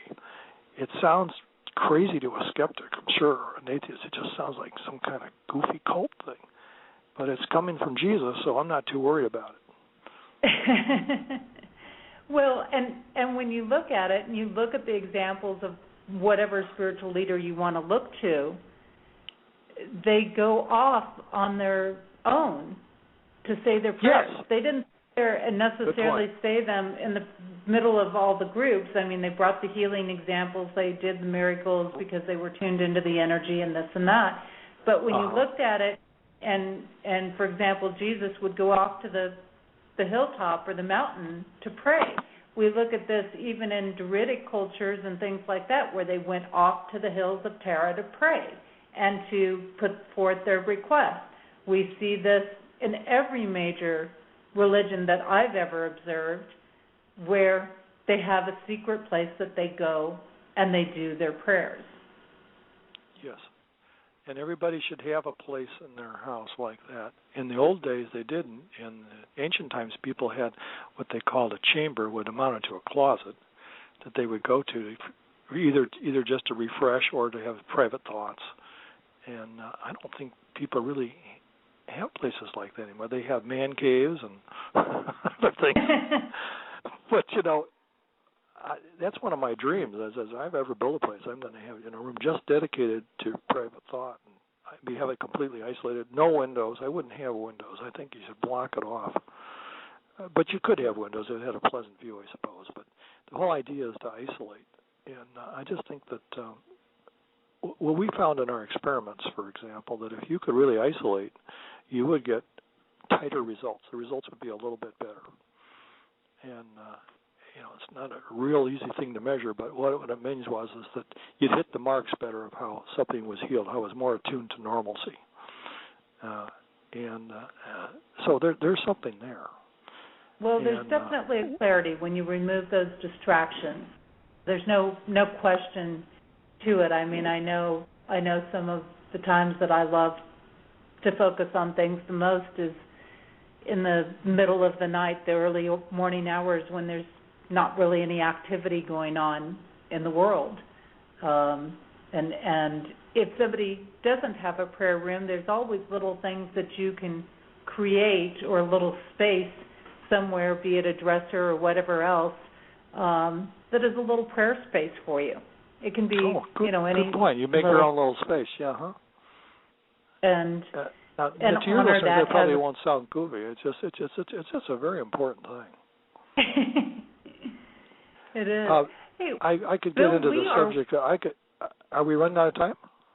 We're starting to, and I want to make sure that you plug in where people can get your book, how to get your book, contact you, all of that good stuff. Mm-hmm. Just one last thing about silence. Sure. Of course, I do write about it there on the website. They can read about it. But if people want to know what silence is like, go on a cave tour. That is fabulous. It blocks out all the radiation. And also, I read about it in the book, but on the website, look up the question on Faraday cages. We won't get too much in that. But if you are going to build a prayer space, build it in a Faraday cage. It blocks out cell phones, radar. It blocks out television signals. So all these things that are going through your body and mind are blocked out so that when you're within the cage, you are at least being free from all this electrical activity. It makes a big difference. It's really an exciting thing. Interesting. And I don't know if you've ever experienced it, but you can experience the same phenomena by going on a cave tour. And you'll know that when you're in there that you are in a special place. It's just great. Wow. So our closets today are different than in Jesus' time. Today we have to get rid of electronic signals that are going through the air that weren't going through the air back then. And they can read more about it at spindriftresearch.org. And the FAQ page, Frequently Asked Questions, has it. There's a great information. Book news. Yeah, page. the book news. The book, it's a great. We worked real hard on that. The history page is kind of interesting too. It's pretty wild, but and then the book news page is the press release my publisher put out on the book, and you can go to the links how to get the book there through my publisher, Ex Libris, or through Amazon.com. My book, A Journey into Prayer, Pioneers of Prayer in the Laboratory, Agents of Science or Satan, is either hardback, softback, or Kindle. And I'm very grateful for the sales, and I hope it's helping people. If I was going to leave anybody with an important thought, I would have them think about the quality of thought, because that's kind of one of the interesting things that's unique about Spindrift. We think gradually science will be able to measure quality like it measures quantity. There's a relationship between quality and quantity. This is a wild concept, but we think that when that comes, we are really going to have a unified things going on. I mean, spirituality seems to be interested in quality, just like the arts are interested in quality, and science is interested in quantity. So when we get quality and quality together, we're going to get science and religion and spirituality together at the same time. And the funny thing is, people know this intuitively. People intuitively know there's quality. No, you probably get that. You get that from an atheist. Oh, I mean, there's that aspect in just about everything. I mean, in everything. In everything. I mean, quality is much more enduring. You know, we've learned that. Yes, it's enduring. Much more enduring. Question 2 on the FAQ page. Question 2 on the FAQ page is all about quality and qualitative thought, in case you're all interested. Yeah, and like I said, there are. I was reading through a lot of the information on there on that FAQ page, and very, very interesting. Again, that's spindriftresearch.org, and Bill's book has a link on there. It's available through Amazon.com. Bill, it's been an absolute pleasure to have you here. And we probably could keep talking for a while. Oh, I thought, yeah, I'm ready for another hour. But you did very well, and I appreciate being on with you. And I'm going to have to go back and take some notes on what you said. Well, that's good. I like when I can serve as a trigger in an awakening consciousness for people. So that's one of the things I always hope I can do is inspire. If you can convey compassion through empathy, that is the demonstration of quality. And there's nothing higher than that. That's what humanity really hungers, if they know it or not, is feeling compassion, hunger, and improvement in quality. I mean, this is it. It covers the waterfront, spirituality, relationships, everything. When people feel deprived, that really is the great deprivation, is the deprivation of compassion and empathy now. It is. And it's the big key to really having an impact. Well, again, I thank you so much for being here. It's been a pleasure. I've got a few wrap-up things I've got to do here with this, but I encourage people to go and check out your work and check out your book and see what's there. Well, thank you so much, and I guess it's good morning to you. Yeah, it's running into morning for most people. Yeah. Well, thank you again, Bill. And next week I will have on our show Dr. Frederick Weideman, and he's going to be discussing his work with The Flash Promise. My next set of books, I'm working on getting those out. They are in the publishing process. They're based on relationships. And so watch for those. I will definitely keep you updated and posted on those. And it's really based on how we have both masculine and feminine energy roles no matter what sex we're born into and how to work with those. I've had some events going on, and the events I have are starting to wind down other than, again, the Matriarch Gathering. And you can find out more about that at www.thematriarchgathering.com. That is the first weekend in October. It is in Chimney Rock, Colorado, between just a little bit east of Durango. And so that's a really great weekend. If you've got that weekend open, very cost-effective to attend that conference and very, very good. I encourage you checking that out. If you'd like to find out more about the work that I am doing with Compassion, if you'd like to connect with me, check out my blog, purchase products or services that I offer, find ways to connect with me. You can also listen to archive shows, see upcoming shows, watch video tips. By the way, I just put out a brand new video tip this week. You can do all of those things through my website at JessieAnnNicholsGeorge1.com, and that link is in our show description as well for you there. And there's a great section on there for Main Street Universe where you can follow all of our hosts and upcoming shows as well as our archived shows. And you can learn a little bit about the people that are here behind Main Street Universe, and just go ahead and go in there. You can check them out. The books that I've already written are available through Amazon.com, BarnesandNoble.com for ebook version, as well as Smashwords for the ebook version. And my special has really already expired this month for the month of August, but look for new ones coming up in September. And I've also just started providing online courses and experiences at very affordable rates. And I'm doing things that are coordinating with the cycles of the year, the moon cycles, as well as mini versions of my workshops.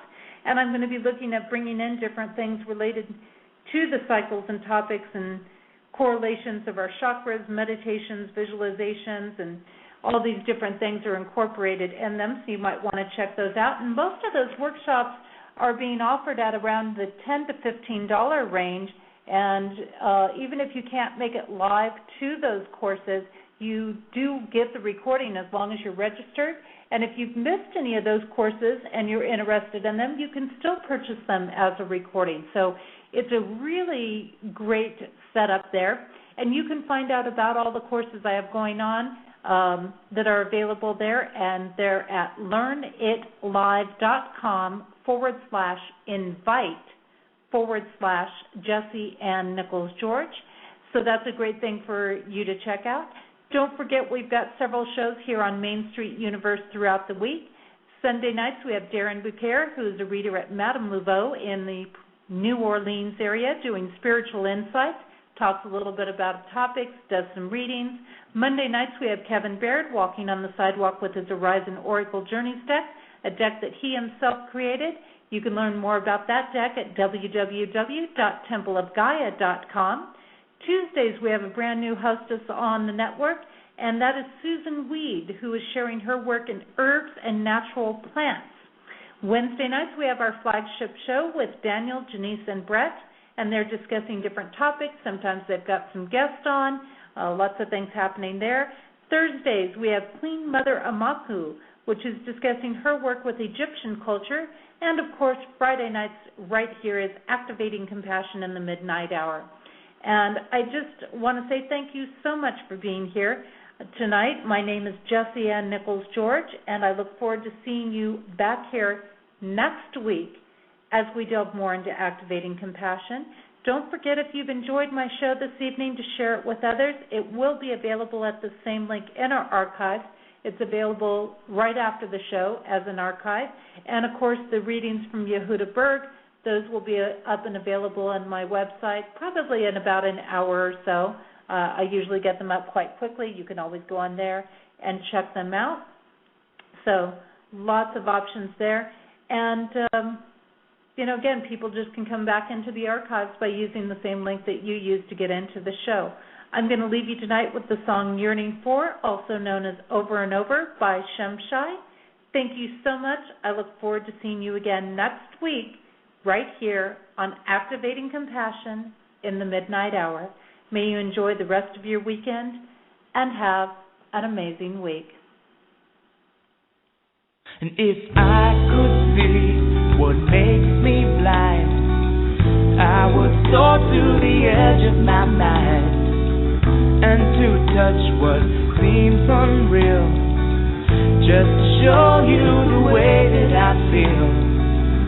And we are in time with time, one with the season of change inside. And we are in tune with the tune, caught in a balance of sun and moon.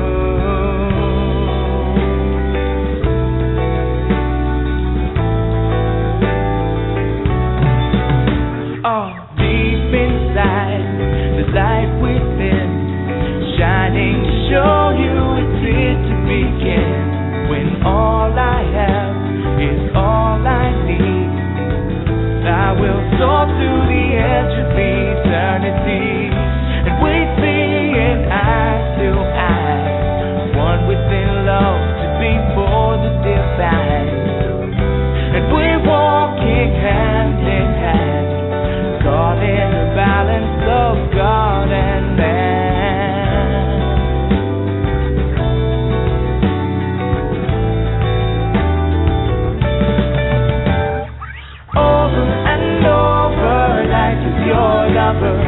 learning to walk just a little bit slower, whispering secrets, I bet you can't keep it. No turning back now, this time we reveal it. One to another, all will discover the essence within the most beautiful lover.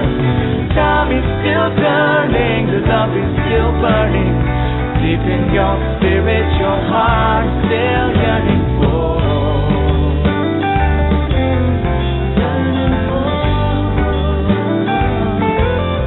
Yearning for.